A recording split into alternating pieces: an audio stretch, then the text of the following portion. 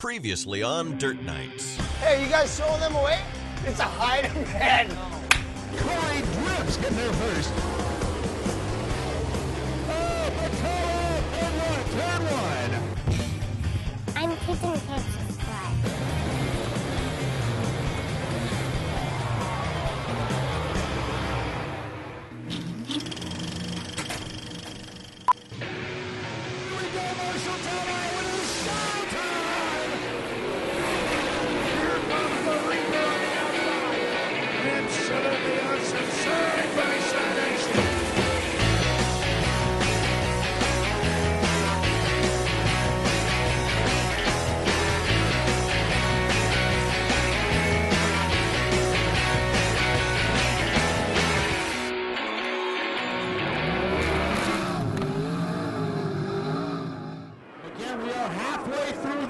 So if we do happen to get rained out, this would be considered a full show for the modifieds.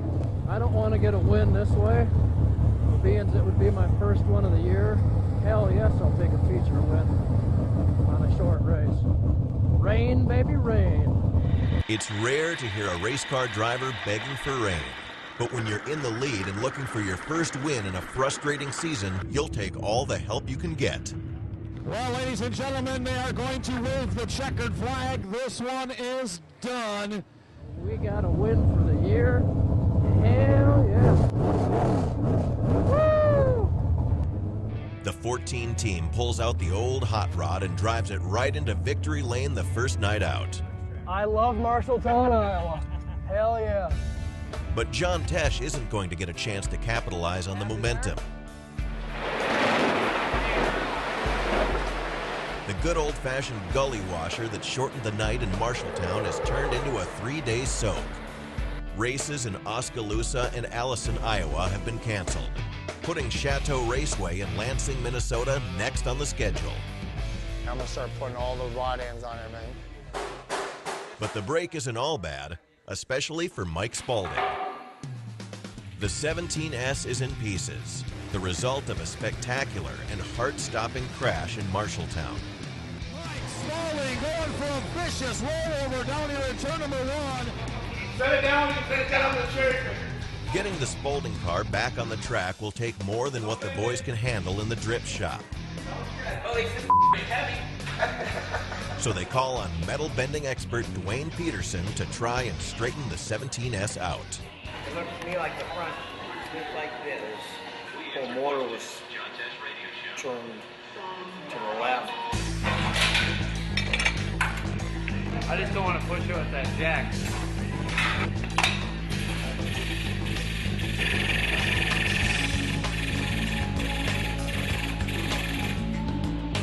Well, I'm not sure about looking good, but it's done. The racetrack will give it the black note. Grip says it's ready to go. The Spaulding car won't be the same, but it is raceable, and that's all that matters to Mike.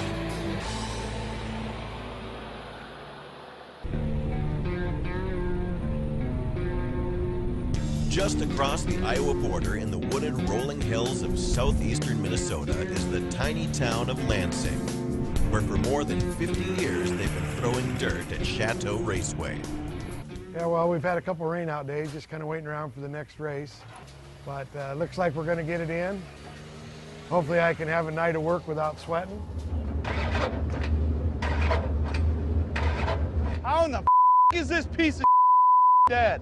But just because you've had a couple extra days in the shop doesn't mean you won't have any problems, especially if your name is Corey Drips, who's had worse mechanical luck this season than just about anybody.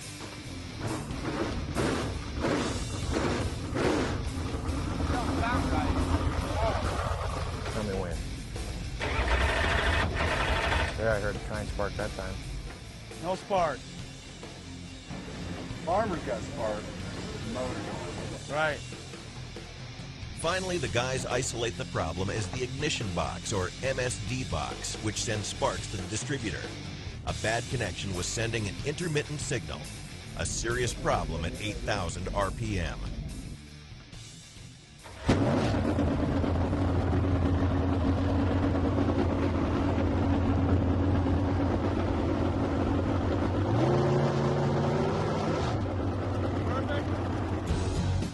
31 is back in business, just in time for hot laps. The 19R is already on the track trying to work out the kinks after losing the Hunt points lead to Jason Hughes following a wicked run-in with Rodney Sanders at Moberly, Missouri.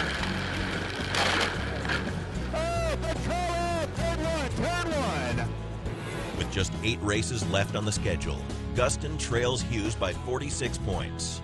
Not an insurmountable lead, but the Reaper can't afford many more off nights. And Chateau Raceway never makes things easy. The guys were here over Memorial Weekend, and this is what the 31 car looked like after that night. It's a tough place. It's qualifying, like we preach all the time, is really big, and this is a tough place to pass in qualifying, so your draw is going to be a big part of this. It's short and it's narrow, so in a short heat race, getting around cars is extremely difficult. The luck of the draw for starting position is more important here than most places. But the luck is bad for the Reaper. He starts Heat 1 dead last, while the guy he's chasing for a national title starts on the front row. Jason Hughes in row number 1. Here we go, Chateau Raceway. It's time to light up the modifieds. Here we come on a corner number 4. We're gone. Jason Hughes getting the early jump off the outside of row number 1. He will take the lead down the back straightaway, followed by Ron Verbeek and Bobby Swanson. Colt Mather going to take a look to the outside of Doug Hilson as they go into turn number 3. Hughes going to lead lap number 1 as they come down the front stretch. Mather again going to take a look to the outside of Hilson as they go down the back straightaway. Gustin and Cummins battling for the last position as they go down to turn number 3. Hughes, your leader, Verbeek, Swanson, second, third, Hilson, Ryan Gustin, the 19R, working the low groove, trying to get by the 20th Sanders as they go on to corner number 2. They're side by side down the backstretch into turn number 3, right on the 8 of Colt Mather. White flag being displayed. We've got 1 lap to go this time by.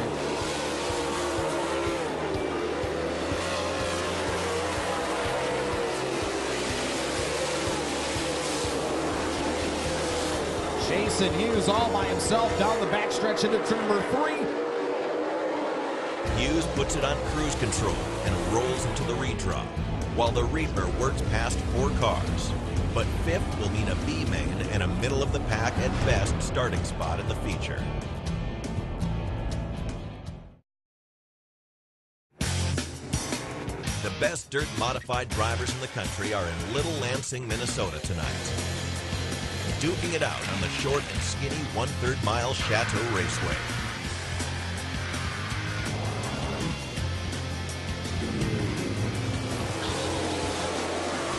Mike Spaulding is on the track in Heat 3. His first test of the 17S since his fantastic aerial display in Marshalltown, Iowa.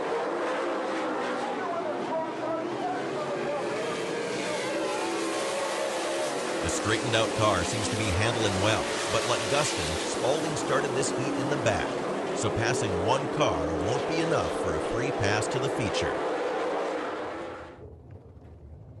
Had no side, no forward. The one important piece to the 17S that wasn't damaged in the Marshalltown crash was his big open motor. But the custom Mullins power cell may be a drawback on this short track in Lansing. Still, the engineering that goes into building a 720 horsepower screamer is beyond the grasp of most casual race fans. My passion with racing as an engine builder, it's something we build from ground up here. We build 150 to 200 race engines a year. I can't do that by myself. I've got some very knowledgeable guys, and I can't say enough about them. We are known for our 23-degree engines. We have made power that guys are struggling to do with 15-degree motors. I like the 23-degree combinations. It's always been my theory in the dirt modified racing that gives more drivability. Each year we step up 10, 20 horsepower. With adding the CNC machine and doing our own cylinder heads in-house and our manifolds and everything, we're making numbers that's unheard of. 750 horsepower of a 23-degree motor is, in circle track trim, that's just unheard of. Just because one engine package works for one driver doesn't necessarily mean it's going to work for another. It might be cubic inch, it might be camshaft, it might be a cylinder head. Forget about what everybody else is doing. We listen to that one particular driver, make changes to the engine for his driving style. So basically, when you're working with someone, you really need to work with the racer. You got to build your engine and build it to his specs or how he likes the engine to drive.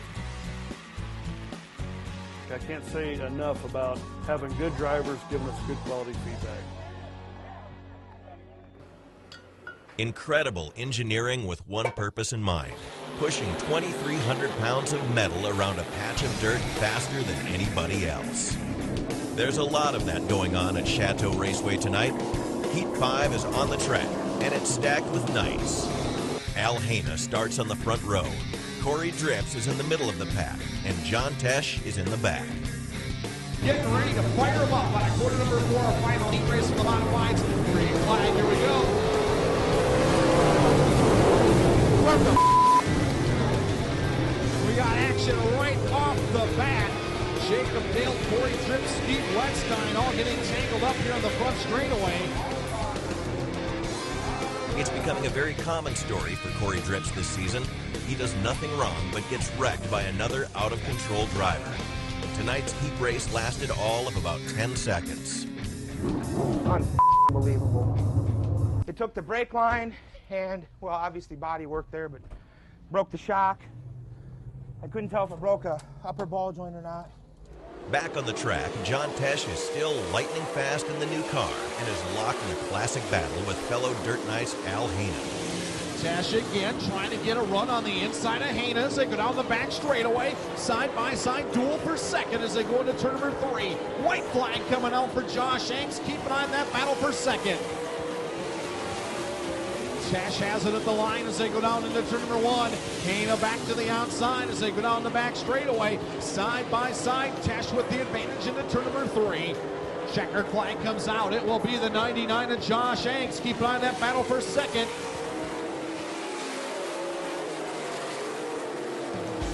A fantastic heat race between two great drivers puts John Tesh into the feature, but Al Haina will have to run another B.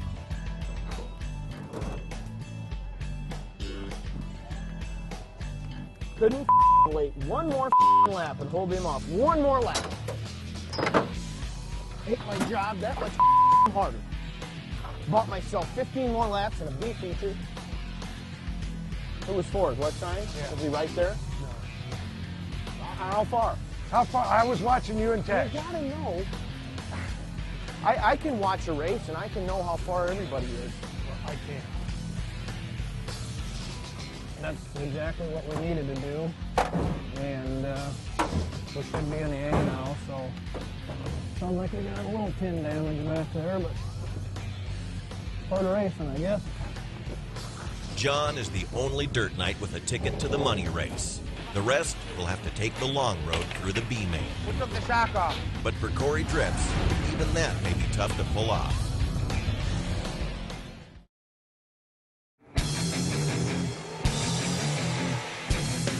Chateau Raceway in Lansing, Minnesota is giving the Dirt Knights drivers all they can handle tonight.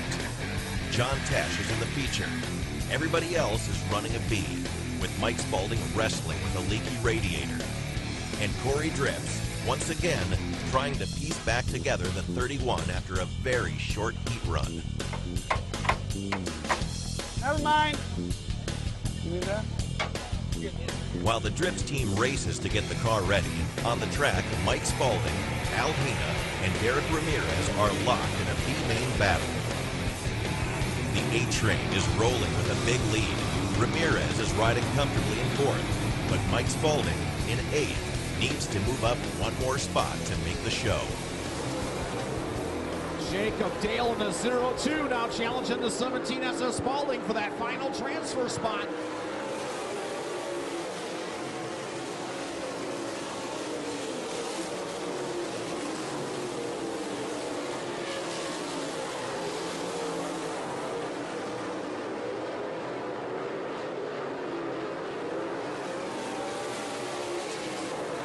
White flag coming out for Al Haina. We've got one lap to go.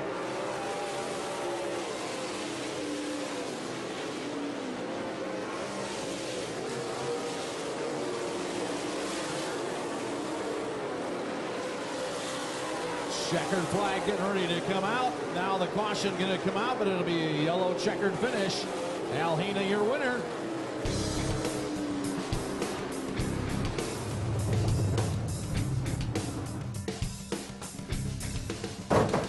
That's a lot more like it.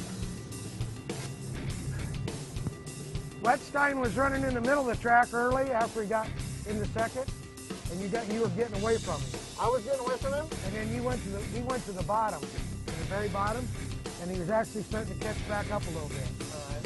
But not a lot. Yeah. That's all right. A fantastic run for Hana, but not as good for Mike Spalding, who missed the feature by 1 place and is done for the night. Couldn't do it, man. Still don't feel like any side or forward. It's just 80. Sorry, guys. I just couldn't go anywhere. Yeah. In the drifts camp, the mad scramble to get the car rolling again is out of time. The 31 is back on the track, but Drips will have to pass 7 cars in just 15 laps to get into the feature. Green flag and we're underway.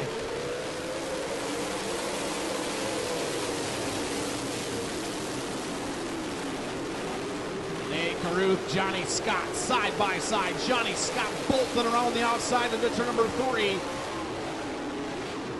He's going to take the lead as they complete lap 1.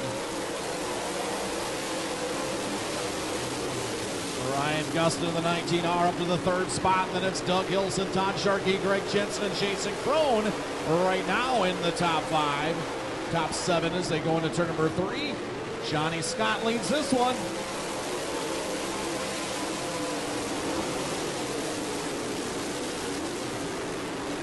Ryan Gustin in the 19 now goes to the 2nd spot as he slips by the 7C and Nate Caruth. Johnny Scott, your leader, but here comes the Reaper.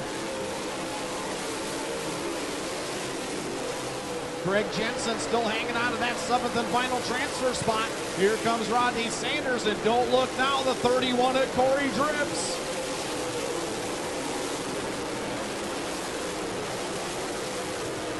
Drips closing in on the 20th. Sanders looks to the outside. Johnny Scott still your leader with Gustin giving chase. Keep an eye on this battle from 5th on back. Crone to the inside of Sharkey. Drips now to the inside of Sanders, trying to go to the 8th spot.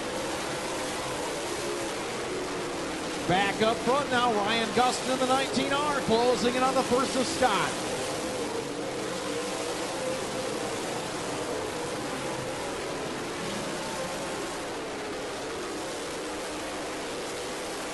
Johnny Scott coming home the winner. Battle for that 7th and final transfer. So unofficially, it will be the 31 at Corey Drips finishing in that 7th spot.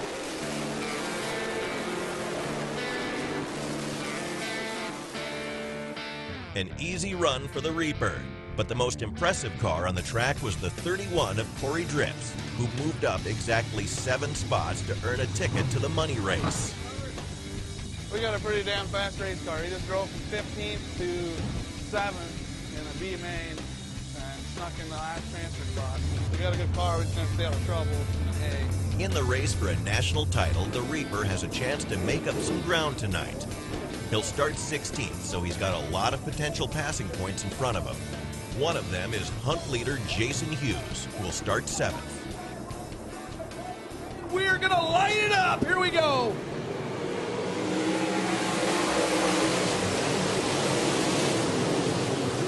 Tash and Angst. Tommy Meyer sticks it in there almost 3 wide as they go 3 wide down the back straightaway in the middle of the pack.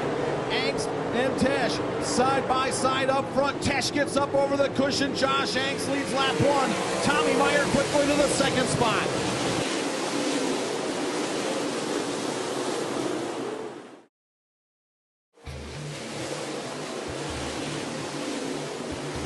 The Bixby Bullet on the outside of Josh Angst as they go side by side up front.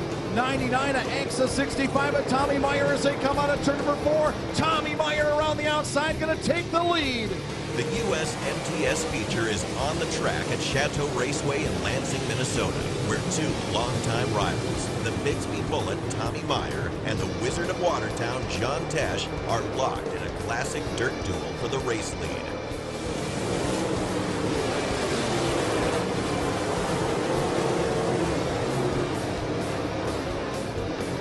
For 7 laps, the two dirt veterans duel side by side.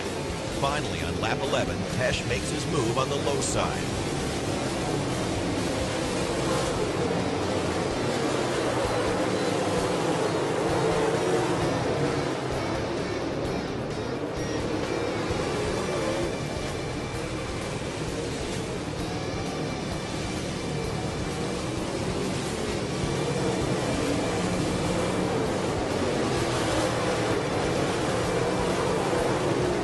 The 14 cars in the clear and on a roll.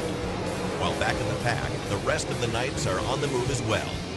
The A-Train, Al Haina, is as fast as he's been in weeks tonight. He started 13th, but is into the top 10 and moving up.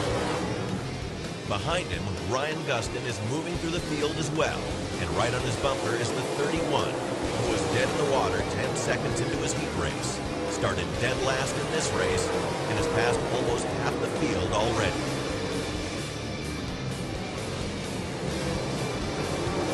Back in front, John Tesh leads the way and is working through lap traffic. And bad news for Ryan Gustin in the Hunt race, as Jason Hughes, who started 7th, is all the way up to 2nd.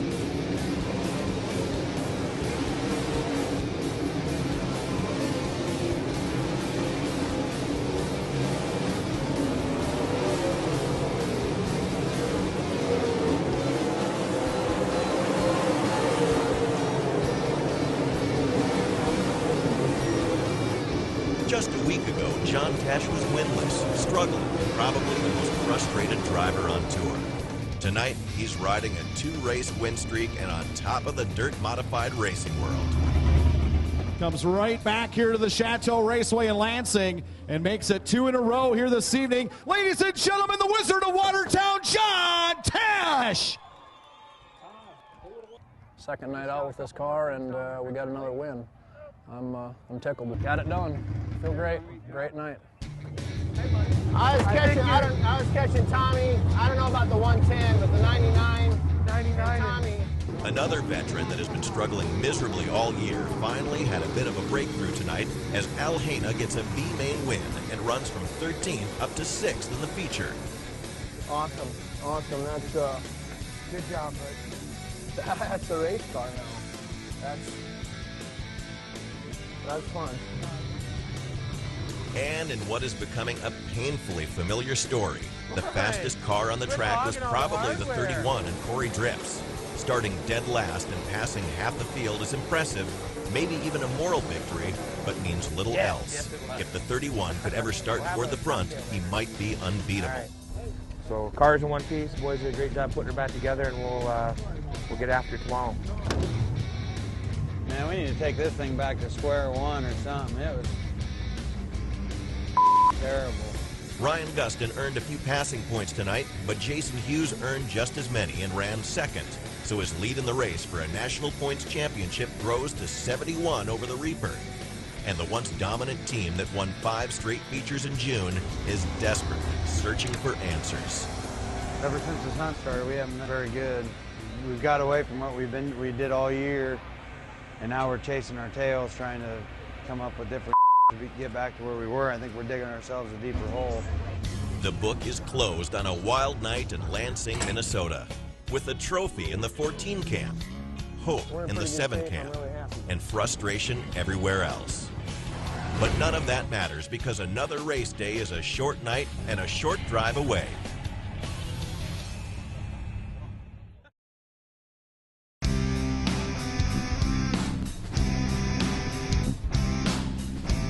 The long and winding road that is the United States Modified Touring Series works its way through southeast Minnesota today. The destination is the idyllic small town of Spring Valley, Minnesota. The author, Laura Ingalls Wilder, once called Spring Valley home, and the community still reflects a different, more innocent time.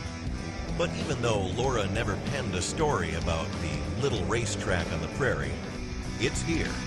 And it's known as Deer Creek Speedway, one of the premier dirt venues in the country. The season's definitely turned around for us, that's for sure. The Wizard of Watertown has gone from the most frustrated driver on tour to the hottest wheelman in the business in about a week. He's won the last 2 features and is hoping to ride the wave tonight. Feeling pretty good. I know we'll probably have to change the car a little bit tonight. It's a pretty fast racetrack. In a desperate search for a little good luck, the Corey Drips team has pulled out a new mascot. But before digging into the 31 car, Drips drops in on team owner John Coster, who's in the middle of his own race prep today. You had a pretty fast hot rod? Yeah? Like any sport, the key to the future of dirt track racing lies with the kids. In recent years, opportunities for young people to get behind the wheel have exploded across the country. And one of the most popular cars is a mini modified known as a slingshot. You gonna win tonight? Try my best. It's just family tradition since we were young. Other people have baseball. We have racing, dirt, and sliding. It's just a lot more fun. I've always wanted to be a NASCAR driver, and I want to start out like what Gustin's doing right now, going into the A-mods and getting a ride for ARCA, and then working my way up. I'm gonna run these a couple more years, and then I'm gonna move to a B-mod, and then I'm gonna try to move to a Midwest mod, and then an A-mod. I'm gonna race until retired.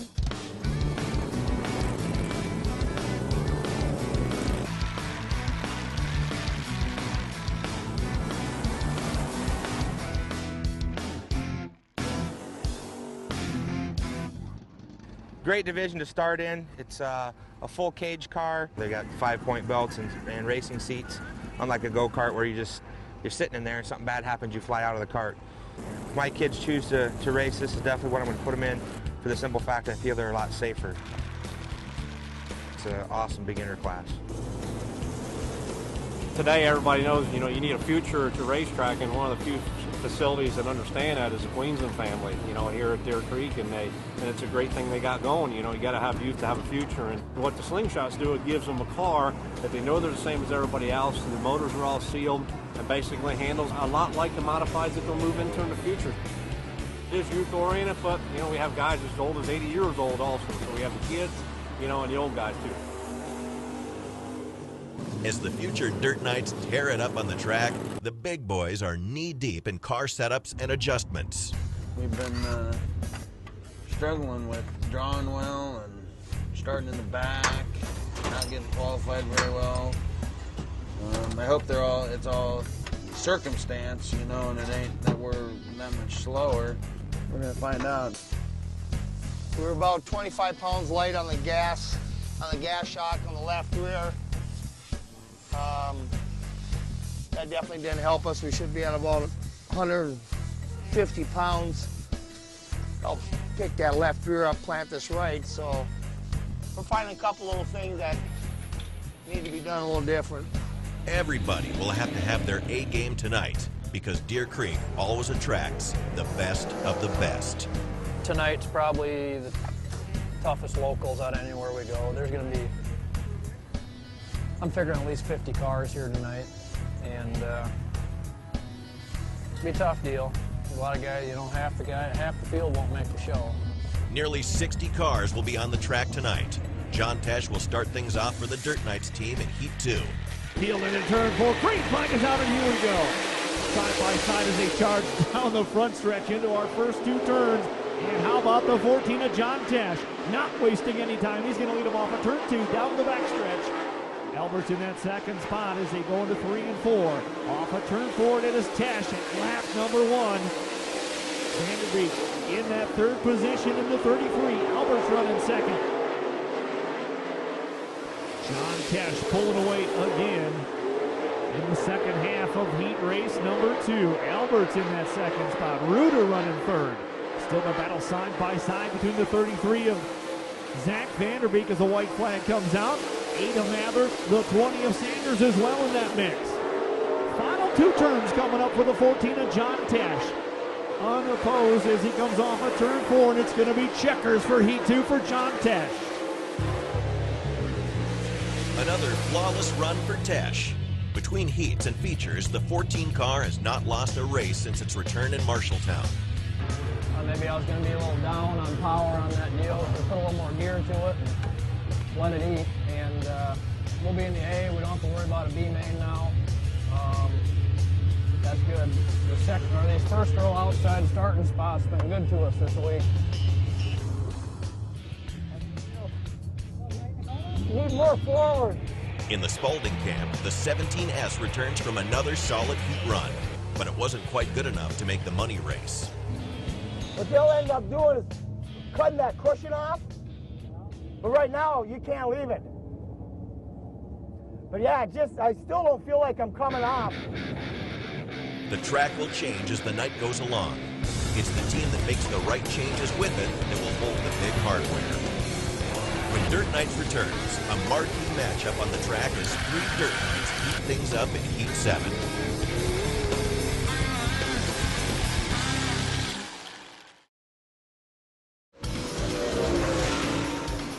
Deer Creek Speedway in Spring Valley, Minnesota is a dirt-spitting speed factory tonight as the best modifieds in the country do battle. The final heat of the night is on the track, and it's loaded with talent, including Corey Drips, Al Haina, and Ryan Gustin, who has a great opportunity to begin a big points night by starting on the pole. Gustin and Wetstein. Let's see what happens as we crank them up on a 4. Green is out. Gonna be a no start. As you saw, Gustin got the jump. A tough call and a bad break for the Reaper. The 19R of Ryan Gustin going to get penalized 1 row for jumping the start. A big setback in a short 8-lap heat race. Farm Boy Barbecue heat number 7 getting ready to fly on a turn 4. Here we go. Steve Wetstein going to fly out to the lead down into turn number 1. Gustin on the inside of Weeder. Here comes Bobby Swanson in the 99S mixing it up. Wetstein with a big push. Here comes Weeder to the inside. Swanson now to 3rd. Gustin to the 4th spot. Al Haina now into the top 5. Gustin now going to take a look to the inside of Wetstein going out of corner number 2. Swanson and Haina still in the top 5. Corey Drips up to the 7th spot. Tommy Weeder Jr. continuing to set sail. As you can see, the white flag coming out. We've got 1 more lap to go here in heat race number 7.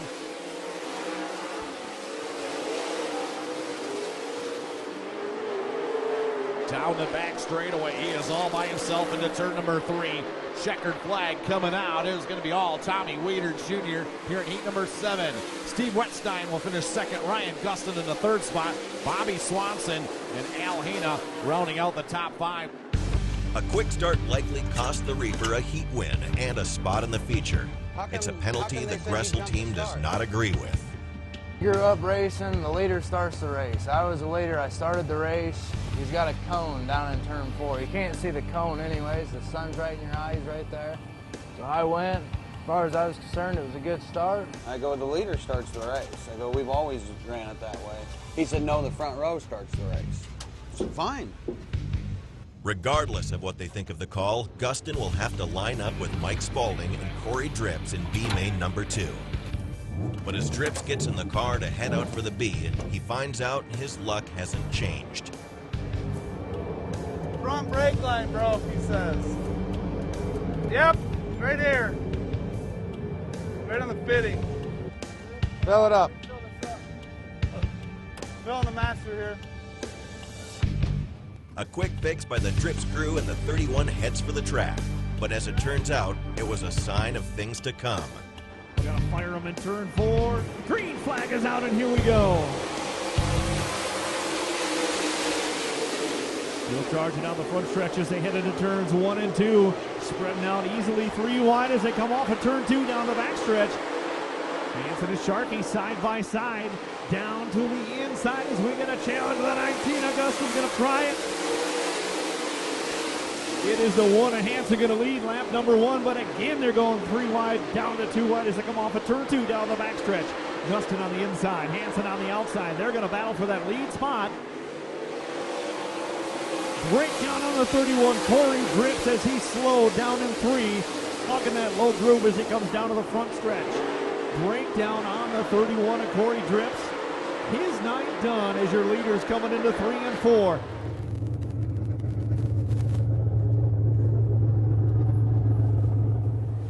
Went to get ready to go out there for the B main, first lap.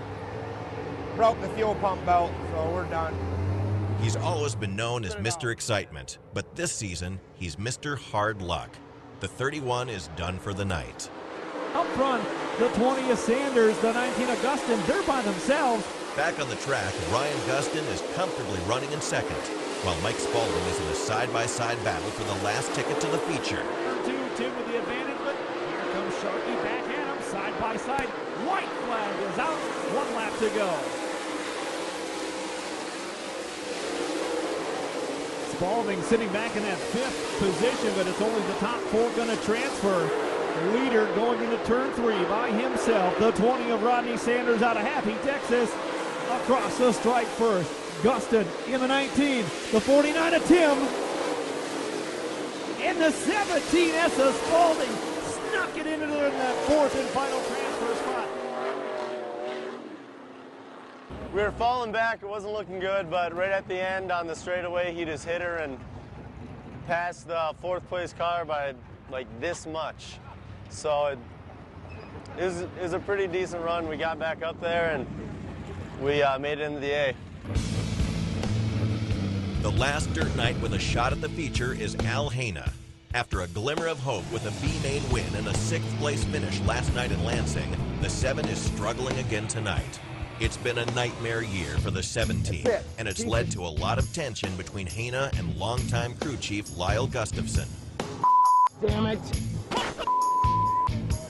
Don't look at me while I'm thinking. How far? How far? I was watching you and Ted. Tonight, Al asked Gus to make a gear change before this B-main, but in the scramble to get the car ready, Gus simply forgot. Now the 7 car is desperately trying to hang on to the last transfer spot of the night. Haina gets a little bit high in turn number 2. Steensma to the inside. Now challenging for that 4th and final transfer spot.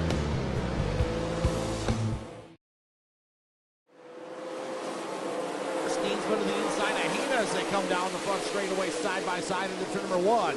Deer Creek Speedway in Spring Valley, Minnesota, where Al Haina is in a battle for a spot in the feature. Between Steensma and the 10 and the 7 of Haina. Steensma with a strong move as Haina jumps the cushion. Now Mike Steensma into the 4th spot. Johnny Scott going to make one last stab on your leader, but it's going to be Cole Mather coming to the checkered first. Johnny Scott in second. Lucas Schott finishing 3rd. Mike Steensma in the 4th spot. Al Haina in the top 5. Haina misses the feature by 1 position. It's not good enough. Back at the hauler, things finally come to a head with his crew chief. Do you change gears? Right, we need to talk. No, seriously, Al. What? I want to talk to you. This is going to be my last year racing. Okay. Because I'm getting old and I forget. Okay. And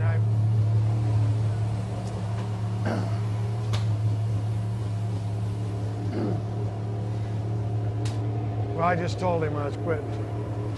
I forget stuff and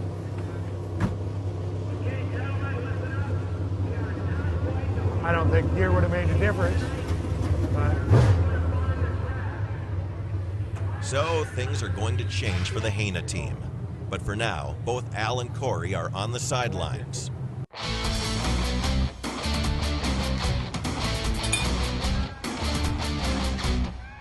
In the redraw for feature starting positions, John Tesh gets the worst number available and will start 8th. But even that's not enough to dampen the confidence of a guy on a 2-race win streak. I'd call it a decent night if we can finish in the top 5 tonight. So that's kind of what we're going to shoot for.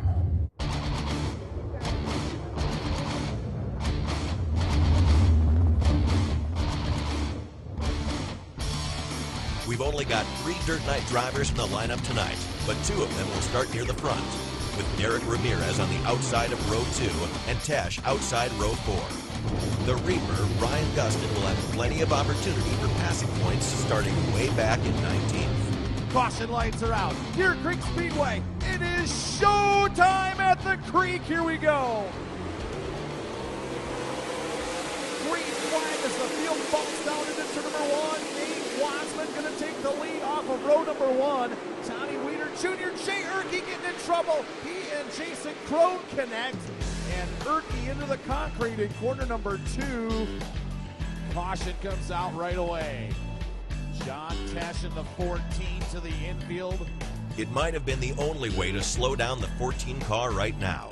Tesh gets caught up behind an out-of-control 98 car and almost innocently clips the left front of the 26.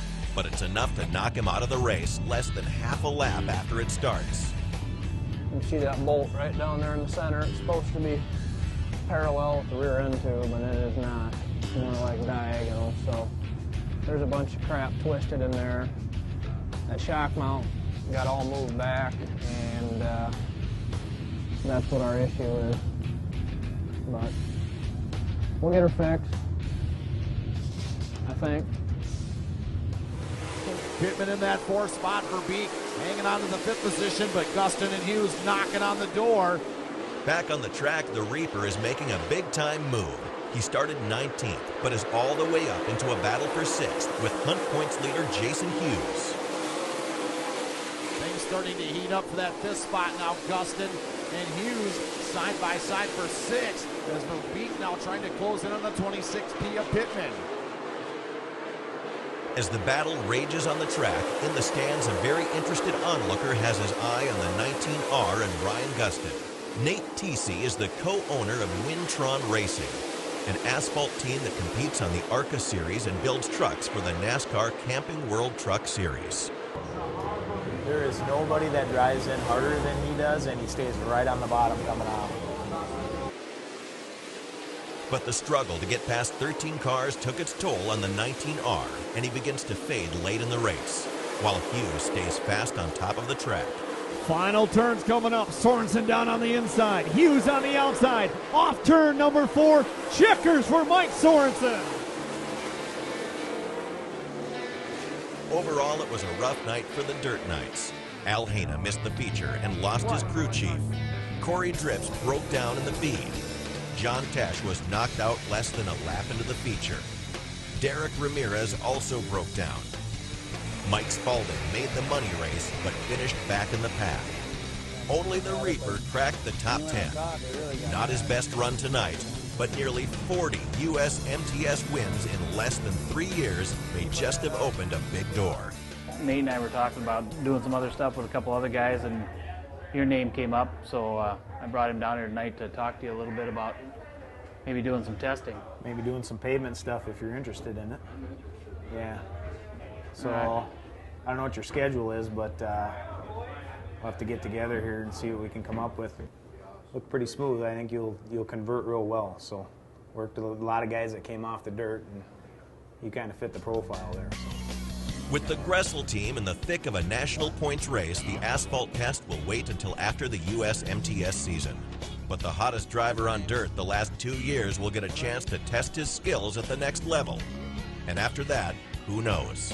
Great deal, you know, somebody's actually going to give me an opportunity like that without having to have $100,000 behind you or something like that. It's great to, you know, it really makes you feel good knowing there's still people like that out there. He's got good talent, he's got good control of himself. He can gets with the right people and some good coaches and everything. The sky's the limit for him, so. But even an offer like this one will have to move to the back burner for now. Because after tonight, the Reaper trails Jason Hughes by just over 90 points. And with another race less than 16 hours away, no one can afford to lose focus. Next week on Dirt Nights. I'm never happy. Is that where the water's coming up? Go on to corner number 2, John Tesh, Steve Wetstein. That's the best display of racing I've ever seen. Thank you. Well, that felt good. Finally. You don't win, it's just not, they don't do it for me.